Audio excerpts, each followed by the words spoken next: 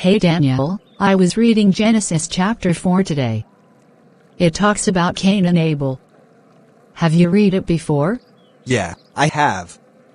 It's about the first siblings, Cain and Abel, and how Cain got jealous of Abel's offering being accepted by God. What part stood out to you? The part where God warns Cain really caught my attention. He tells Cain, "If you do what is right, will you not be accepted? But if you do not do what is right, sin is crouching at your door. It desires to have you, but you must rule over it." It's like God was giving him a chance to do better. Exactly. Cain had a choice, but instead of correcting himself, he let jealousy take over and killed Abel. That really shows how dangerous unchecked emotions can be. Yeah, and it made me think, why did God accept Abel's offering but not Cain's? That's a good question.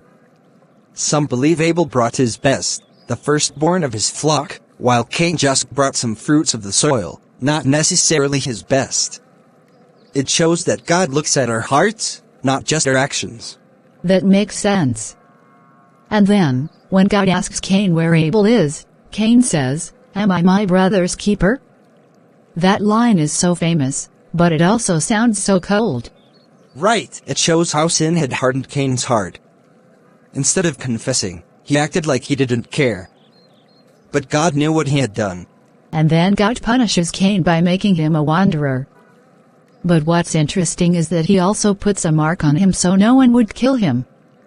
It's like God still had mercy on him. Yeah, that part always amazes me. Even after Cain sinned so badly, God didn't abandon him completely. That shows that God is just, but also merciful. It makes me think about how we should be careful with jealousy and anger. If Cain had just controlled his feelings and given his best to God, things could have been different. Absolutely, that's a great lesson for us. We need to bring our best to God and not let sin take over our hearts.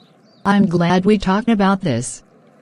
It really helps to reflect on these stories. Same here. Let's keep studying together. The Bible has so much wisdom to offer.